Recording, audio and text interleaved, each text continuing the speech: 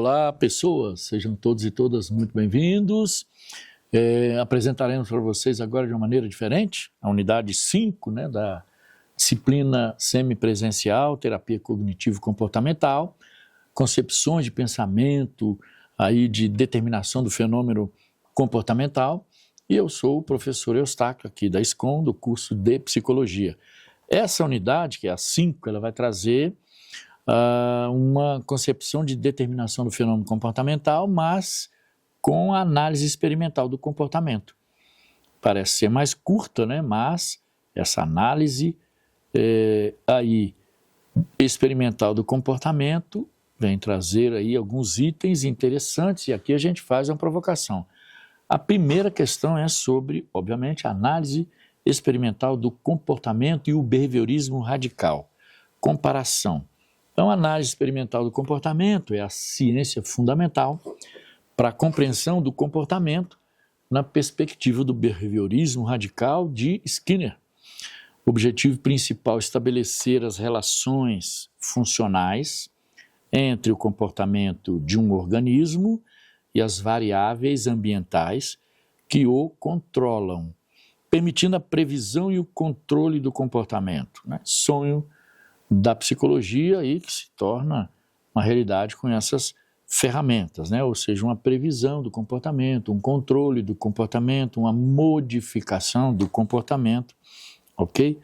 Então, esse comportamento como objeto de estudo, ele é entendido como a interação entre o organismo, incluindo aí eventos internos como pensar e sentir e o ambiente, ok? O monismo, a abordagem adota uma visão monista, rejeitando o dualismo mente-corpo, Então não existe uma divisão mente-corpo, há uma ação aí que move essa unidade, ao mesmo tempo, considerando os eventos privados, pensamentos, sentimentos como formas de comportamentos sujeitos aí às mesmas leis de aprendizagem.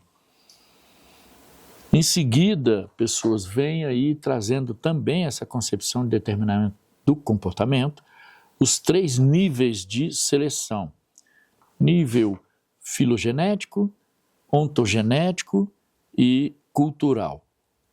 Já apresentamos isso em uma outra unidade, mas aqui há um aprofundamento, como eu coloquei, uma unidade sempre tem uma conexão com a outra. Então, no nível filogenético, hereditário, biológico, questão nova, corresponde à herança genética da espécie, ou seja, que estabelece o repertório de reflexos e a suscetibilidade ao condicionamento. É a seleção natural das características que garantiram a sobrevivência da espécie.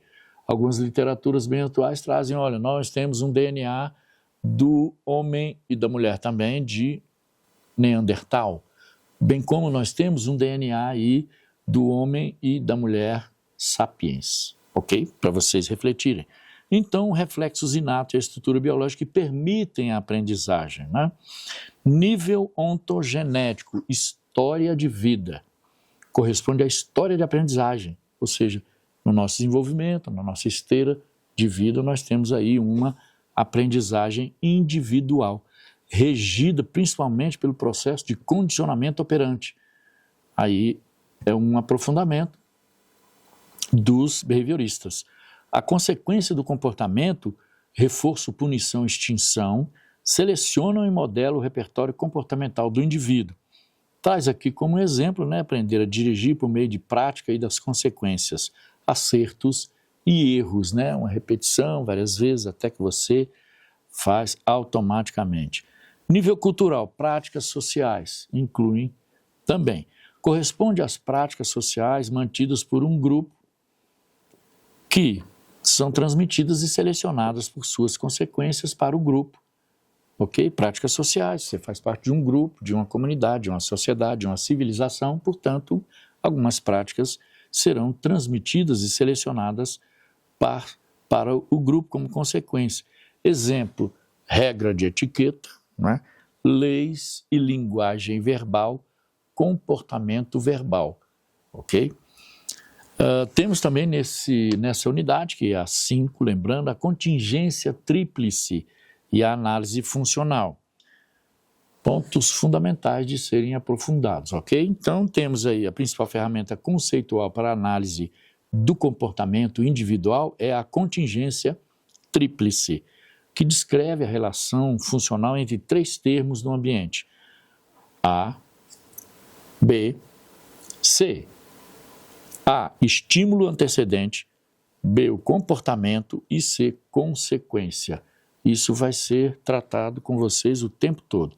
A, estímulo antecedente. A situação ou contexto em que o comportamento ocorre indica a ocasião para a resposta. O B, aí é o behavior, comportamento, e R, resposta, a ação do organismo. O organismo age. C, consequência, o evento que segue a resposta e que altera a probabilidade de essa resposta ocorrer novamente na presença do mesmo estímulo antecedente, ok?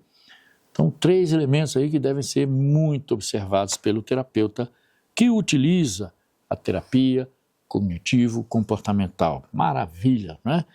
ABC, análise funcional, é basicamente a influência do ambiente. É o método de investigação clínica e experimental que consiste em identificar essas contingências que mantêm um comportamento, público ou privado, no repertório do indivíduo, ok? Na clínica, baseada na TCC, o terapeuta busca identificar o porquê, ou seja, a função de um comportamento problema, analisando o contexto antecedente e as consequências que o reforçam, para então planejar a intervenção, alterando as contingências ambientais. Ok? Fantásticas essas ferramentas, né, pessoal? E temos aqui no quase último item, contribuições para a TCC, ou seja, para a terapia cognitivo-comportamental. E embora a TCC e a análise do comportamento sejam abordagens distintas em sua filosofia, a TCC, em sua vertente clássica, inclui construtos cognitivistas, enquanto a análise do comportamento é baseada no behaviorismo radical. Então, essa análise é fundamentação original e metodológica das técnicas comportamentais da TCC, especialmente na primeira onda comportamentalista, né? Porque aí nós temos várias ondas, primeira, segunda, terceira onda da TCC, cada uma trazendo aí uma nova ferramenta para, digamos aí, utilizar em suas sessões de terapia. Princípios de aprendizagem. Essa análise do comportamento fornece os princípios científicos do condicionamento clássico, respondente, e do condicionamento operante, que são utilizados na TCC para modificação de comportamentos. Foco no observável e mensurável, positivista, claro, né? Quer ver para crer. A metodologia da análise do comportamento, pesquisa do sujeito único, né? Controle de variáveis também, reforça a necessidade de definir o comportamento de forma objetiva, não subjetiva, mas objetiva, o que é crucial para avaliação e monitoramento da eficácia das intervenções em terapia cognitivo-comportamental. Intervenção ambiental. A ênfase nessa análise no ambiente como determinante do comportamento sugere que a intervenção terapêutica deve focar nas modificações das contingências, ou na modificação da contingência, para produzir mudanças duradouras, né? Naquilo que é sede, ou seja, que é contingente.